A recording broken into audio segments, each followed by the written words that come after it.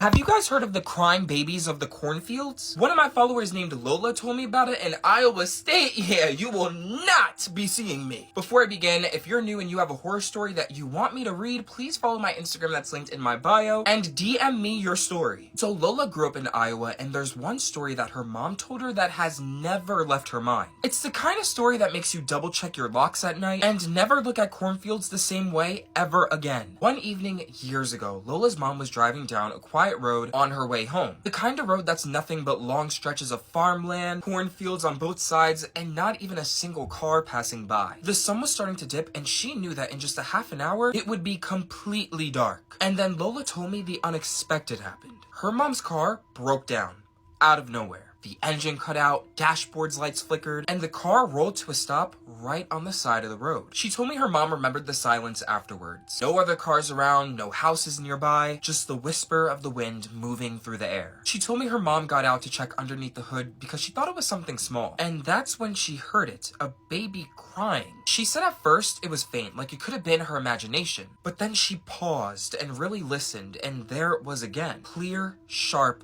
unmistakable. A baby's cry echoing from inside of the cornfield. She told me immediately her mom's instincts kicked in. She called out, "Hello, is someone there? Do you need help?" Her voice carried across the empty field, but nothing answered back. Just that same little cry, and she told me her stomach started to twist. She turned back toward her car, telling herself that it couldn't be real. Maybe it was just an animal or the wind playing tricks. But the crying continued, soft at first, but then rising. Almost as if the baby was in pain or left alone to die. And then Lola told me one thought really got to her mom. What if it really was a baby? What if some desperate person had left a child out there to die? She could not shake that thought, and as a mother, she thought, what if it was one of her kids? She knew she couldn't just ignore it, and Lola told me her mom walked into the cornfields. Just a few rows at first, brushing past the tall stalks of corn, her shoes crunching on the dirt, and she called out again, louder this time. "Hello, do you need help? I hear a baby." But then again, it was nothing. No voice answering her, no footsteps, no one saying, "Over here." Just the same haunting cry. She told me at that point her nerves spiked. She told herself she'd gone far enough and started to turn back. But as she walked out, the crying didn't fade. If anything, it stayed just close enough, as if it were following her, begging her to come in deeper. Lola told me her mom froze, heart pounding. And then she went back in. This time she walked back even further into the rows of corn. The sun was dipping low now, streaks of orange and pink in the sky fading to gray, and the shadow between the stalks grew darker. She kept her eyes fixed ahead, trying to follow the sound. But that's when she noticed something strange. The cry didn't sound right. It wasn't natural. It wasn't the way that babies usually cry. Lola told me her mother noticed that there was a break in it. A stutter, almost like a glitch. As if the sound was repeating, like it was on a recording loop. She told me her whole entire body went cold. Her mom stopped moving and listened. And that's when she heard something else. Not the cry this time, but the corn. The stalks were rustling, but not from the wind, from movement. Heavy, fast movement, like someone or something was running toward her. She told me her chest tightened, and she did not wait another second. She spun around and bolted, shoving her way back through the corn. Not caring if she scratched herself on the stalks, she just ran. She made it back to her car, slammed the door shut, locked every lock, and sat there trembling in silence. Her breaths coming in short gasps, and then Lola told me her mom heard that the crying had stopped. Everything had gone completely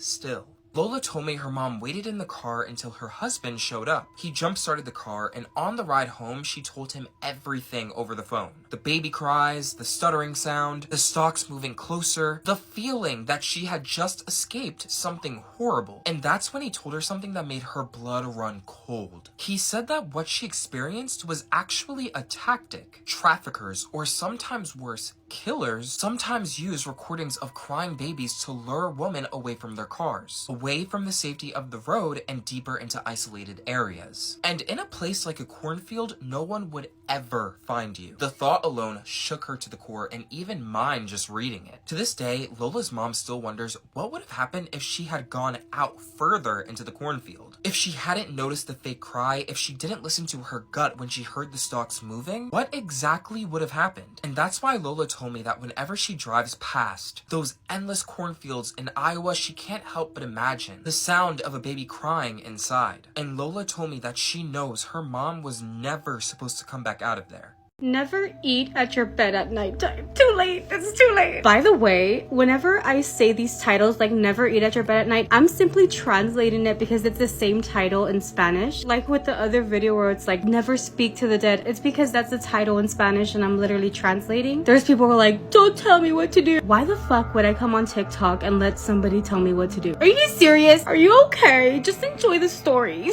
So this story was being told by her own mom. Her mom said that when she was young, she lived in Mexico in this really big ranch. She explains that a lot of paranormal stuff would happen, not just at that ranch, but like with the people, their neighbors around them. And her mom was never a scaredy cat. On the contrast, she loved any paranormal stories or shows and things like that. Her mom shared a bedroom with her 2 aunts. They had twin beds where the youngest would sleep on the top and the oldest would sleep in the bottom. She says that every time her mom explains this story to her, she explains it like, I love to eat. Girl, same. And because she loved to eat, something happened to her that she is never going to forget. Her mom explains that every time after dinner, she would get a pan dulce with some atole and she would take it to her room to eat while she watched TV. And her grandmother, her mom's mom, would get really bothered by this because she would tell her that the food is only to be consumed at the kitchen or at the dinner table. That if she ate in her room, it would attract rodents or maybe other things. Her mom was very curious, so she would always ask her grandmother, what other things? Like, what are you talking about? And that her grandmother would tell her, well, there's some souls and some demonic things that are attracted by food. That it's also bad for you to leave like dirty dishes in the sink overnight and things like that. Oh my god, everything I do. And she warned her that if she left any food in the side of her bed or anything like that, these demonic things would come looking for it. Thank God I finished everything.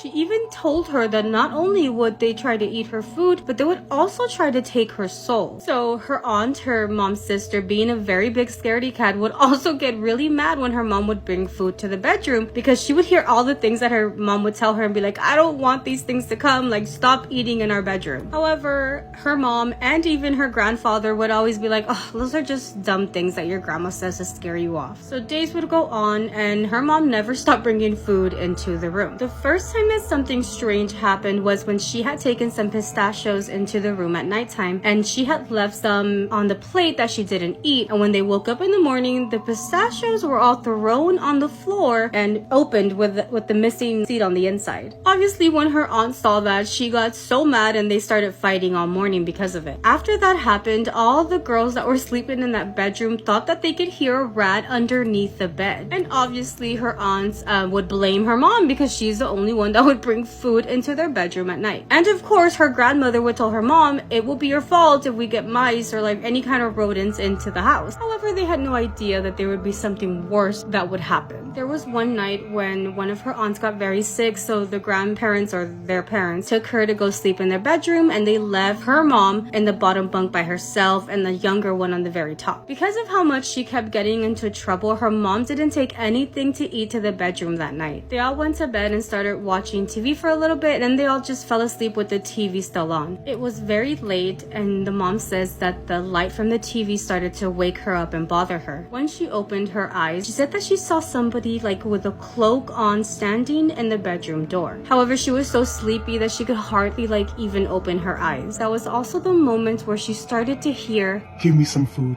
Give me some food. Where is the food? Give me the food. Was it me at her door?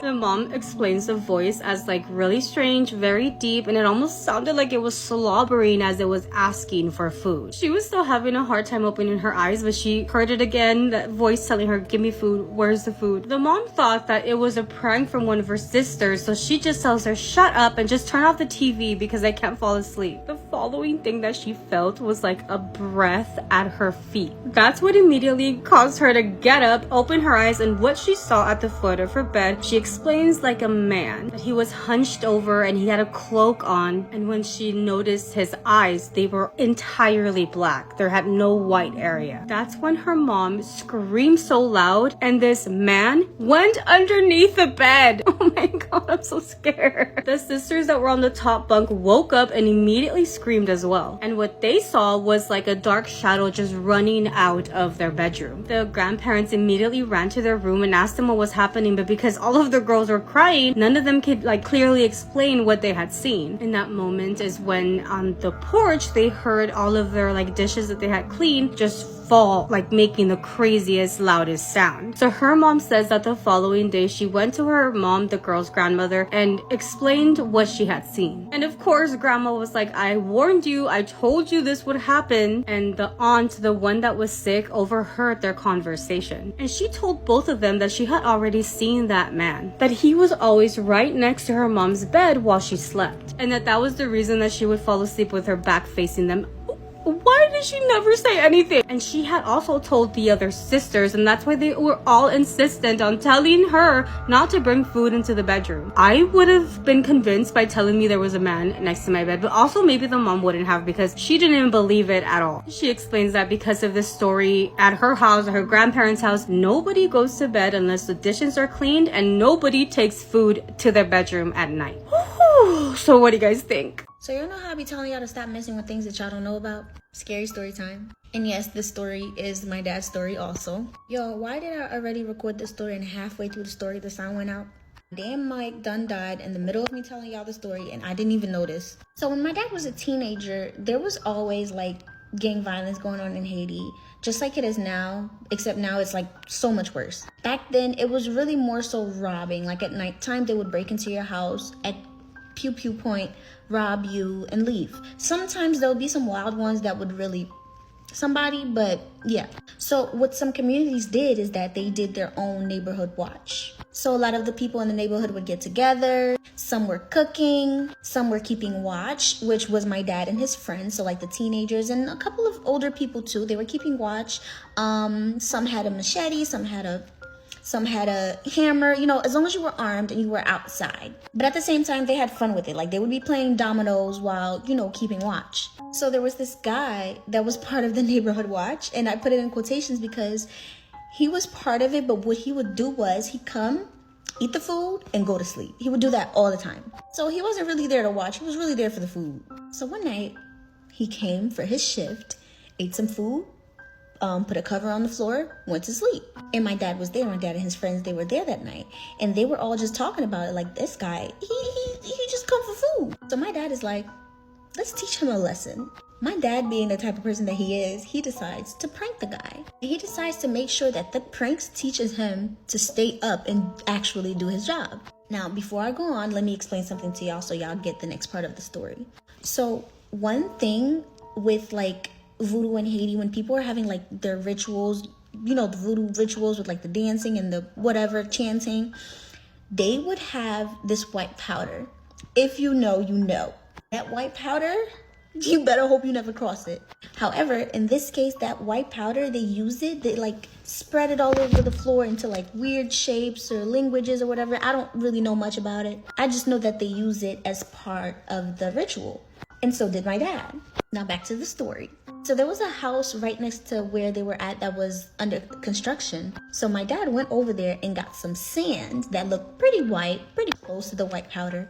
Now at this point, everybody knows about the prank. My dad already came up with the prank and everybody's on board. Everybody's laughing about it. They cannot wait to see his reaction. So my dad gets the sand, and my dad being the prankster that he is, he spreads it all over the guy on the floor, but in a coffin shape. And once he was done with that, he spreads it nearby in like some weird shapes and forms. You know, he wasn't doing anything specific, but he was trying to look like what it would really look like. Once he's done, everybody's excited to see his reaction, but they all left him there by himself, and they move a couple houses up so that they can still keep watch, still see him and see his reaction when he wakes up. So they move a couple houses up. My dad sits on top of this huge wall, so he's really high up. He can really see everything. Him and his friends are sitting there chatting. And as they're speaking, my dad notices down the street, there's somebody there. So my dad tells everybody, hey, y'all, there's somebody standing down the street. So now everybody kind of like, you know, that's their job. They kind of like, yeah, who's that? As they're talking about the person being down the street, they look again, and there's two more people. Which was weird because it didn't look like they were coming from somewhere. It was more so they were appearing out of nowhere. And then as they start talking about that, more people start to appear.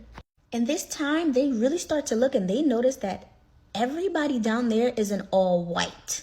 Now they know what's going on. They know them ain't people. And they also know that because they've been having this neighborhood watch, the people, the lugaus that need to do what they need to do at night can't really do it because it's too active in the streets. So now everybody like, oh, I don't know. Some people start to talk about, oh, yeah, I think I'm going to go home. But my dad is like, I ain't going home. I'm not going nowhere. I'm going to sit right here. I'm going to stand right here. And some of my dad's friends, they're like, yeah, I'm going to sit right here. I'm not bothering nobody, you know. And as they're talking about that, they look again, only this time the block was full of people, like a lot of them. And they're all in all white. Now, everybody started getting really scared, including my dad. Now he kind of like, oh, shit. And my dad tells me it's like they can sense our fear because they looked at us and start walking towards us. Okay, so I'm back with another story time. This is my personal story time, and it's a scary story time. Well, I guess you could call it scary. But I recorded this video like 6 times on my phone. And for some reason, it's just not recording it. Like when I finish doing the whole video, it's just disappearing. So I'm going to record it on my iPad. It's the day of my grandma's funeral. I was like 7, 8, or 9. I don't know which number. I just know I was between those ages. So we in the city at my grandma from my mother's side of the family now. Right? We at her house. And my parents asked me if I wanted to go to my grandma's funeral. She was my dad's mom. So I'm like, at that age, I didn't really like funerals like that. So I didn't want to go because I just didn't like funerals like that. Plus, it was just like, I was in a good mood. You know, I was a kid, I was playing, and then I didn't want to go and be sad for the rest of the day. So my parents was like, okay, cool. We're not going to force you to come. So they go. I'm not sure if they brought all my other siblings because they was way younger than me. But fast forward to like 7, 8 at night, right? So now we at my grandmother that passed away's apartment. Everybody is there. When I tell you everybody, I mean everybody, even family members that I probably never even met before. It's so many of us in the house that like, not all of us could sit, but we're all in the living room. Some of us are standing. Some of us are like kind of in the living room, but kind of in the kitchen because it's right beside each other. But yeah, so we all chilling. We talking about my grandmother.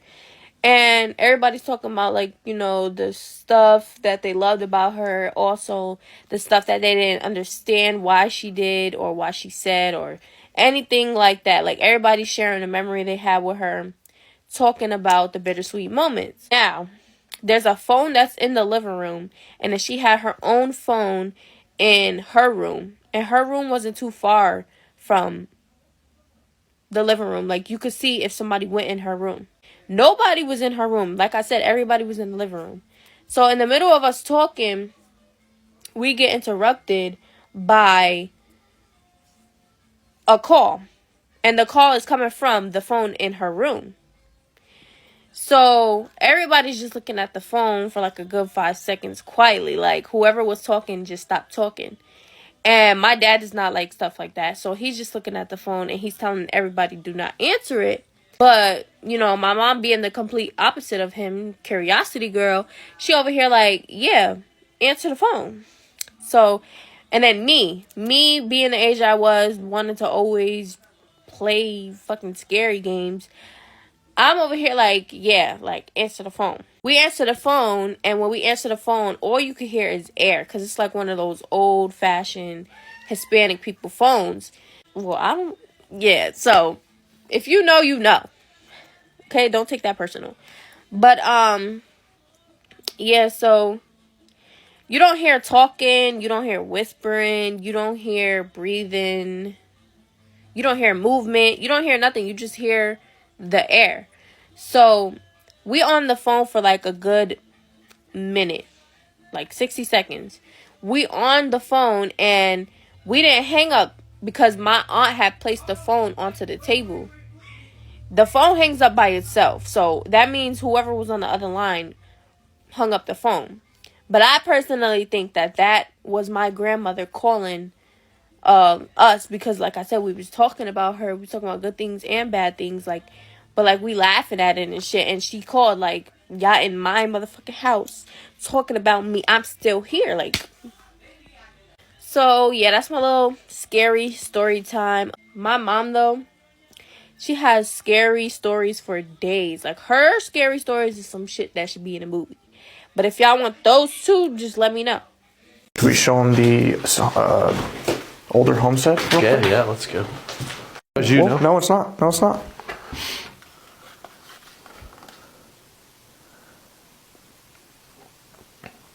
Was that you?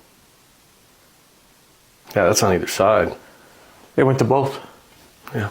My neighbor was attacked by a demon when we were kids. Story time. I don't know what happened on that land, but everyone's house was haunted. When we were all kids, I would go spend the night with him and his sister. In his room, he had a set of bunk beds, even though he was the only child in that room. So he always slept on the top bunk, and he would tell his sister and me that he heard these loud noises coming from the bottom bunk, and sometimes it would shake the whole bed. Every time he looked, nobody was there. We always thought he was lying because he was known for making stuff up to try to scare us. Anyways, I spent the night with him one night. Me and him and his sister all stayed in his bedroom. He refused to sleep on that bed, but we thought, again, he's still going on with the joke. So we climbed up on the top bunk and he was on the floor. Later that night, me and the sister get woken up to something beating and banging on the bottom bunk right below us. It was really loud. It sounded just like somebody was fighting for their life down there. I said, it's got to be your brother. I bet he crawled underneath the bottom bunk and is banging up against the wall to try to scare us. So we decided we're going to get him back for all the times he pranked us. We both quietly climbed down the ladder onto the bottom bunk. We stick our heads underneath the bed and yell boo, but then we realized nobody's under there. A few minutes later, her brother walks in with a bunch of food. He'd been downstairs in the kitchen. He said, see, I told you I wasn't lying. I've been hearing this for months, and sometimes it even shakes the bed. We start playing the Sega Genesis until we hear growling coming from underneath that bed, so we snatched up the Sega and took it to her room. So we're in her room playing the Sega when we hear the same beating and banging noises coming from his bedroom. It's so loud this time that it wakes his mom up, whose bedroom was downstairs. So we come out the sister's room, and mom says, wait, if y'all were in here, who's in his room? She gets her husband, they searched the room, can't find nobody, and told us it must have been an animal. A few weeks later, I stay with them again because my parents are out of town and their parents are out on a date, so us kids are home alone. We all three stay in her room because we're too scared to even walk into his room. We keep his door shut. And all throughout the night, his bedroom door kept opening by itself. No matter how many times we shut it, we come back, it was open again. The sister had a full-size bed in her room, and he was not allowed to sleep with us, so we get in her bed and he lays on the floor. We start watching Beavis and Butthead until we all fall asleep. Right at sunrise, we get woken up to her brother screaming. We jump up on the bed and look down and see her brother laying face first on the floor with his arms out, being drugged under the bed. I'm half asleep and out of it. I said, stop playing. He said, I'm not playing, help me. Of course, we jump off the bed and start pulling him, and we pulled so hard we fell backwards into the TV and broke it. It scared the hell out of them because this was the first time it had ever touched him like that. Usually, it'd just make noises or open and shut his door. And it only got worse when I came over. I already know this ain't good. This is probably the same thing that's been haunting my grandma's and our house because we all live on the same property in the same little neighborhood. We're all scared sitting on the bed talking about what just happened when all of a sudden we smell sulfur, garlic, and gunpowder, and it's so strong. I got really scared because at grandma's, when you smell that, it means something is about to reveal itself. They did not recognize that smell, but I did, and I started crying. Then we heard a slight knock at the bedroom door. Just like at my grandma's, you smell the smell, you hear the knock, and then you'll see it. I was 13 years old and I was terrified. I said, close your eyes, hold hands, whatever you do, don't look at it. I had my head down and my eyes closed, but I kept saying, don't look at it. Then I heard her brother screaming because apparently he looked. Her brother was sitting there in shock. I could tell by the look on his face, he saw something really scary. I said, are you okay? He said, no, I just saw a demon that looked just like your grandma. I said, what? It was my grandma's head on a snake-like body that was stretching from under the bed. That's when I started to question my grandma because as much as I love her, I knew it's all connected to her. It started at her house, her property, her past, a crime that happened in her life that she won't talk about. She knew her house was haunted, but would claim they were good spirits, even though we knew they weren't. My uncle told me that when I was a baby, he saw a black shadow hovering around my crib. He took me out of the room, and my grandma stopped him in the hallway and said, take her back. He said, there's something bad in that nursery. I can feel it. She said, no, it's not. It's protecting her. Put her back. He would sit with me in that room all night because he was too scared to leave me alone. He weren't the only one. A lot of relatives would not leave their kids alone in that house. Many wouldn't even go in the house. Anyways, that's a long story. If y'all want to hear about it, let me know in the comments and I'll make another video or a series. If you guys are new here, I'm Kelsey and I speak to the dead. This is something I grew up very, very afraid of through my entire childhood. It was something that I just never understood. I blocked it out for a long time because I would go to school and stuff and I would tell other kids how I would have these paranormal experiences and they just didn't believe me, and society just kind of trains you to block it out. It's your imagination. After seeing the spirit of a man following me through my whole childhood, I started diving into my family's history and asking around. I found out that my cousins have this gift too. They kind of kept it a secret because their experiences have been a little bit darker than mine, but I found out that the man I was seeing was my grandpa's father. Everything I said about about him was completely accurate. And my grandpa's mother and brother were mediums, and then his grandmother was a psychic, and she would read people's tea leaves. And they're all of Native American descent from the Sisseton Wahpeton Sioux. But they all died before I was born, so I grew up very, very confused. In order to understand these gifts more, I had to go on a healing journey. I did a lot of plant medicine trips, had a very intense experiences, and a lot of validation. I'm on a mission to really understand how it all works and how I can better communicate with spirits. We're all spirit having a human experience. Every single one of us is connected. We are all a part of this divine source, beautiful consciousness. It's not all demonic, it's not all evil. There's light energy, there's dark, there's different levels of frequency. But people always ask me, what's the best first step to take if you want to start connecting with spirit? Start with yourself first. Start connecting with your own soul first and understanding, because once you learn to understand yourself and expand on that, it'll just come to you. It just happens. I don't know how else to explain it. But if you're chasing after something, trying to understand it, there's going to be a resistance. I always say go in with curiosity, don't go in with fear, because we create our own reality. And if you choose that it's all evil to you, then it's going to be that. I've had so many wonderful, beautiful experiences with connecting with spirits, and I've had some very negative ones. If you have any questions for me, leave it below in the comments. I don't claim to know everything, but I have a very good understanding from my own experiences. Wait, don't scroll. This story is so crazy, you gotta listen to this. I'm honestly still shaking up just thinking about the story. Just a little heads up, this is not my story. It was sent in to me, so I'm gonna be reading it in first person point of view. So, yeah. So imagine that you're standing at a motel and it's maybe around 2 a.m. in the morning. You're just scrolling on your phone, minding your business, waiting until you fall asleep. But then out of nowhere, you hear somebody crying. And at first you think that it's coming from down the hallway, but then you actually realize it's coming from outside of your door. Out of curiosity, you get up and go look at the peephole and you see there's nothing there. The hallway's empty, completely empty. As you turn around and slowly go back to your bed, the crying grows louder. And this time it's echoing off the walls. Eventually, you build up enough courage to step out into the hallway, but as soon as you do, the crying stops. Everything just grows silent. So you stand there for a minute looking around in confusion, and that's when the hairs on the back of your neck start standing up. You turn around and you see something that shocks you so bad. I mean, so shocking that it literally makes your blood run cold. The door to your room that you literally just stepped out of was slowly closing. Before it closes, you run back, grab the handle, and stops it before it closes completely. As soon as the door opens, the room is completely different. The bed was made, your bags are gone, and the lights were off. Swear to God, it looks like nobody had ever even stayed in this room, ever. So in a panic, you run to the front desk and you ask what's going on. Like, am I being punked? What's going on? So coincidentally, the clerk just looks at you like you're crazy and says, that room hasn't been booked for weeks. What? You still don't know who or what was crying in the hallway, but forget that. You didn't care. You got your bags and you got out of there quickly.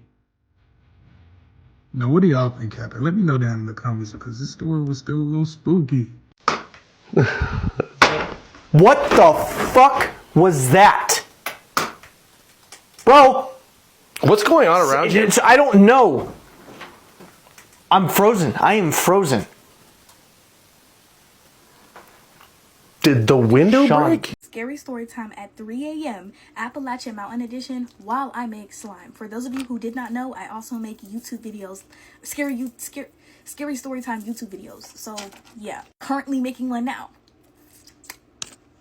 Get your money's worth and let it drain. Monica and her best friend rented a cabin for her birthday. Now, when they arrived, everything was nice. The trail was nice. They had a fun time. But this specific cabin had an outhouse. So, unfortunately, at around 1:30 a.m., Monica had to use the bathroom pretty badly. She's scared, but of course she goes to use the bathroom. And as she's going, she's in complete darkness. And